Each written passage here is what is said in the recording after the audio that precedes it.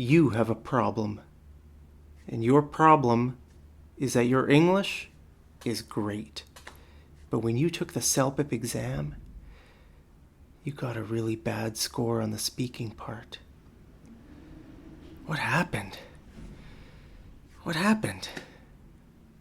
Recently I helped a woman from the Dominican Republic study for the CELPIP exam, and her English was great. When I heard her English, I said, "Your English is amazing. You're going to get 12. You're going to get a perfect score, right? 12 is the highest score you can get on the CELPIP exam." And I said, you're going to get a perfect score. I know it.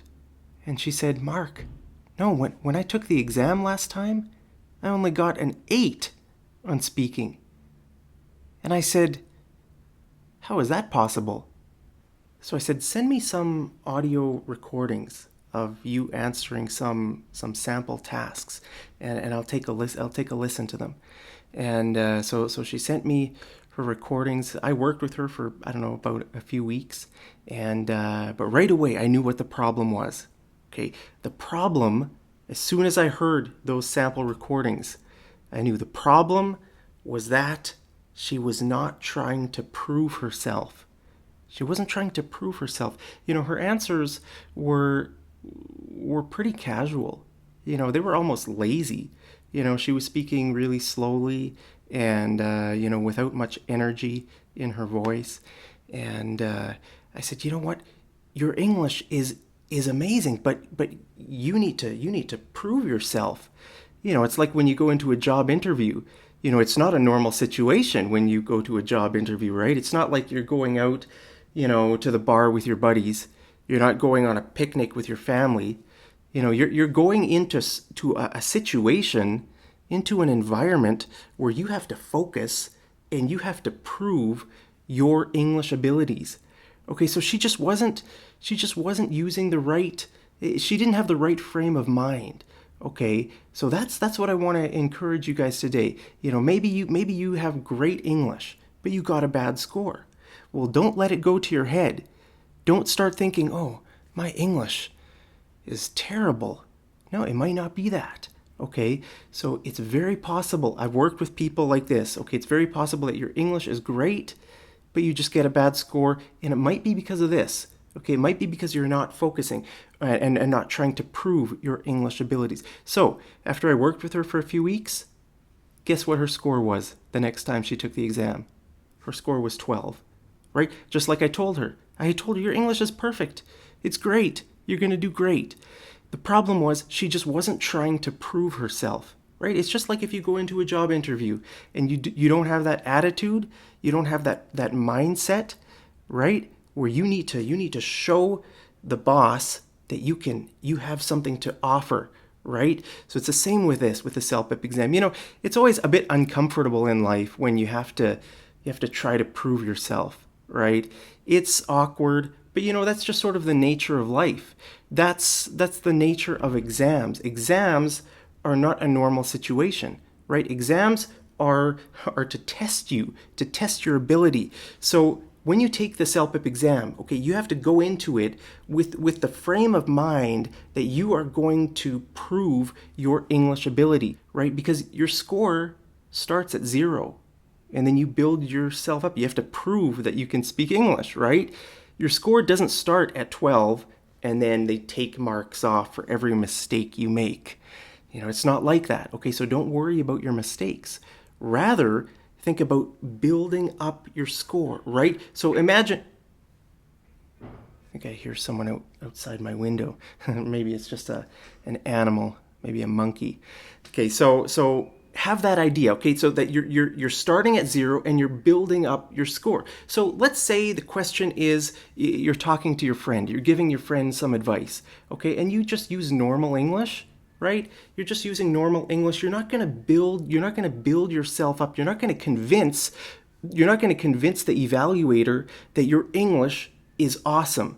Okay? So you need to use a special kind of English, right? Words and phrases to prove that your English is good. Right? I mean, I'm a native English speaker, but if I took the exam and I just used normal English, then I might only get like a score of like 8 or 9, even though I'm a native English speaker, right? So you have to go into it and you have to sort of have some stuff prepared. Okay, so in my next lesson, I'm going to teach you guys exactly how to prepare. I'm making noises and it's windy. It's so windy here in Costa Rica. I'm here in Costa Rica. It's just windy every day. I can hear the wind blowing the palm trees, and it always distracts me a bit when I hear the wind. But yeah, you got to have that attitude, okay, where you're going to prepare. You're going to prepare stuff to prove yourself, okay? And like I said, in my next lesson, I'm going to teach you exactly how to prepare so that you can go from probably from like an 8 to at least a 10. Very often I get the question, hey Mark, how do I go from an 8 to a 9? I've taken the exam 3 times and I get 8 every time. I need a 9. How do I get it? Right? I just can't seem to break that. Well, in my next lesson, I'm going to teach you exactly how to study. Now, I'll give you an example. Okay, look at this can of ginger ale here. Okay, now if you're using normal English to describe, let's say opening the can. Okay, what would you say in normal English that you're opening the can? Well, you would just say I'm opening this can of pop, right? This kind of drink, soda. In the US they say soda, in Canada we say pop. It's good on the CELPIP exam to use Canadian stuff. Okay, so if you're talking about pop, say pop. Don't say soda, don't say soft drinks, don't say fizzy drinks, say pop. Okay, that would be great. Okay, so if you're opening a can of pop, it makes that sound, when it opens. How would you describe that? Okay, like let's say the question on the exam has something to do with going on a picnic or going camping with your family, and you want to talk about, drinking some pop, sitting around the campfire, drinking some beer or drinking some pop.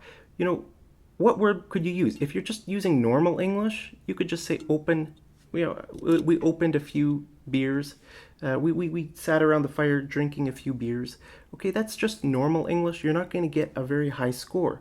Okay, but if you say crack open, that's the kind of language you need to get a higher score. Okay, so if you open a can of whatever, pop or beer or a bottle of beer or something like that, then you can use the term crack open. Okay, so you could say, yeah, I went camping with my buddies last weekend and it was great. We sat around the campfire, cracked open a few beers, right? Cracked open a few beers. That means you open the beers and you drank the beer. Okay, so that's the kind of English you need to use to go another level up.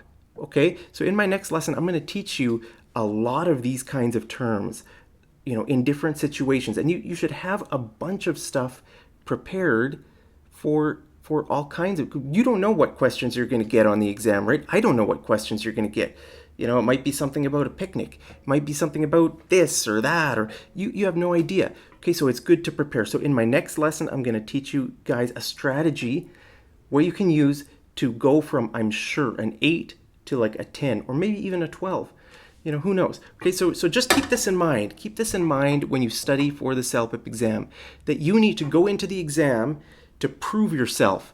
If you don't prove yourself, if you just use normal English, you might get a 7, you might get an 8, you might get a 9, even though your English is great. Okay, so so I just want to tell you about that, because I see this as a problem.